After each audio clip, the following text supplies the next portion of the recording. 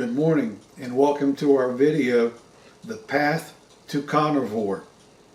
This period is about 40 years. Each step is significant in its own way. Thank you for watching the video. I hope you enjoy it and learn something. And please, if you would, take time to like and subscribe and share the video. Thank you. May God bless and have a good day. The first experience was aboard USS Salmon Boulevard, SSBN 641 Gold Crew. A submarine is deployed anywhere from 60 to 70 days. About midway through patrol, you've watched all the good movies, you've run up your credit limit on the poker games, so what do? You find a good book to read. Fortunately, the ships have a good paperback library. I picked out a book by Dr. Atkins. Dr. Atkins? That sounded interesting, so I grabbed a book and carried it to my bunk. It took me about 2 days to digest the book and enjoyed it. Saw some things I'd never heard before. Now, a submarine at sea, the galley doesn't care if you eat green beans, ice cream, potatoes and gravy. They just don't care. They want the crew to be happy. So if you wanted to fill up your plate with meat and asked the cook for a hunk of cheese, they were happy to oblige. The remainder of that patrol, I lost a good amount of weight. Actually felt a little bit better. But when a submarine crew gets back from sea, one of the first things everybody wants is a good thick crust pizza. So out we went for a good thick crust pizza. Back on the carbohydrates, gained all that weight back. But that's okay. We were young and resilient then, and it wasn't bothering us yet.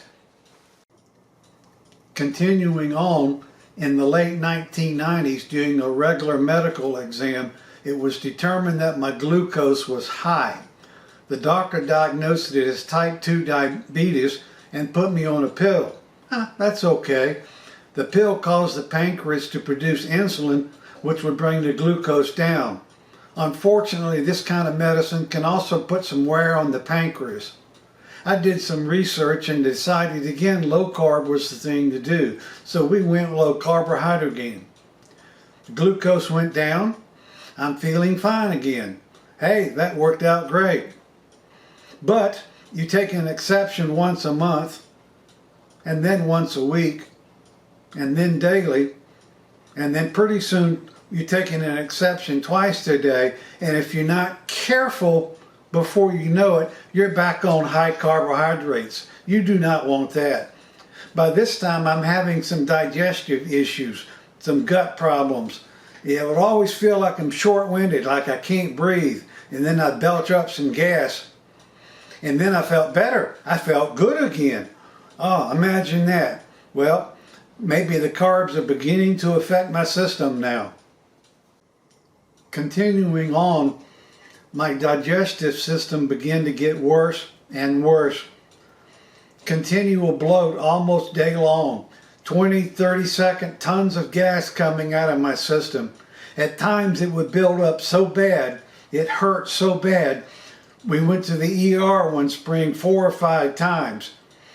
Every time we go, they run tests and diagnostics, EKG normal, stress test normal. They can never find anything physically wrong. Notice I said physically wrong. They weren't looking for functional problems. There is a difference between the two. Also, most of our doctors are trained to look at physical things and give you a pill. They don't think functionally. I was dealing with this still. You've got to. Life goes on. I'm out in the backyard one afternoon shooting my slingshot, which is a quiet time for me. It's out of the house, no phone, no watch, just me, my prayer list, and my God. I love those times. This one particular day I was praying, Father, what's wrong with me? You made me. You know every molecule of my body. What am I doing wrong? What do I need to change? And suddenly I heard a voice behind me say, stay off the starches. Huh? I turned around. There's nobody behind me, but I heard the voice. And then I realized what had happened. My God had told me what He wanted me to do, and that is to stay off the starches. It made sense. I understood the diet. I know the advantages of low carbohydrate. But I tried everything in every combinations and it worked. But God told me to stay off the starches. Unfortunately, at that time, I was under the care of a GI who insisted that I be on an unrestricted diet because there was nothing physically wrong with me. Did that work? No, it didn't. Things begin to get a little better sometimes, but it stayed pretty much about the same. Bottom line, what happens, happens, okay? And turning to baseball, you know, 1, 2, 3 strikes, you're out. This is strike one. God telling me what to do. As time went on, I try not to spend a lot of time on social media, but I did make a post about the bloating and the problem with it and had people praying for me. One of my longtime friends commented on my post and said, look up Dr. Ken Berry, Carnivore. Okay, I'm retired now. I got time to do more research. I typed in Dr. Ken Berry and got YouTube links and began to watch his videos. I really liked what I saw. I began to practice it the way he said it, what he said to do, and follow the food patterns. It helped. It really began to help. For once, something seems to be making a difference. Now, at this point in time, I will point out that there's a distinct difference between ketogenic and carnivore. A lot of things can be ketogenic, not cause a rise in glucose, but still be damaging to the gut. High fructose corn syrup, for one. It's 0 calories, but your body treats it as plastic. It can't deal with it. Carnivore is 1 step cleaner, maybe 2, than ketogenic, and eliminates more of these things that you just don't want to get in your system. Does that make sense? I hope it does. And back to baseball, this is again strike 2. This same year, I had a follow-up appointment with a gastrologist. My first appointment with this fellow was not very good. He wasn't in a good mood. He was sharp. You got this, take this pill, and come back in 6 months. That attitude turns me off badly. That's okay. We all have our problems, right? The second time I went, though, he had lost a lot of weight. He was cheerful and smiling. What a change, dramatic change. We started talking about my digestion and my gut problems, and I told him that I'd been getting better and better because I was doing a ketogenic carnivore diet. Wow, you should have seen his eyes light up. Oh me, we spent more time talking about the diet than we did my gut. He reported a lot of his own patients have reported success on the diet. Wow. Now I'm very, very thankful for this doctor and being there and not only supporting the ketogenic diet, but doing it himself and encouraging it. Wow. And back to baseball, this is strike 3. In summary, strike 1, God speaks to me in my backyard. Strike 2, social media, Dr. Ken Berry, keto carnivore.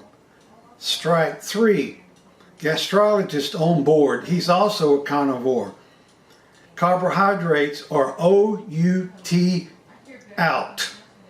My wife and myself have done so very well on carnivore, we will never return to a full carbohydrate diet. It's just not going to happen. The effects. My digestion has gotten better.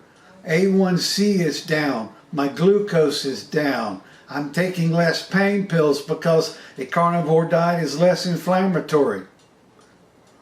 My wife, who couldn't walk a quarter mile, is now walking 2 miles. Doctoral approvals. My general practitioner is practicing and approves. The gastrologist is practicing and approves. The urologist approves. And there are many, many keto carnivore doctors on YouTube, many with multiple years practice, who found out what they were telling their patients to do wasn't working for them. So they got on some research, forgot what they were taught in medical school, and figured out carbohydrates were bad for you. Just can't emphasize that enough. Thank you, and I hope you've enjoyed the video, and we'll give you a conclusion in a couple of minutes. And finally, the closing segment. Number one, this video was scripted. Do you think I can get all this information in my brain and regurgitate it all at one time? You don't know this old man. Number two, my personal testimony. We serve a holy, awesome God who I believe can, with a wink or a finger twist, heal anybody of any disease. Does he choose to do so? No. I do believe that he directs the paths of people and events to help his people. And I believe that's what happened to me. The path to carnivore was directed by God, not a doubt in my mind. We serve a holy God, as I said before. And last, a disclaimer. I am not a medical doctor or nutritionist. So please be sure to check with your obese doctor and malnourished nutritionist if eating the meat your ancestors have eaten for thousands of years is right for you, or if you are better off sticking to the industrial sludge which sponsors them. Thank you for watching, and please take time to like, subscribe, and share the video.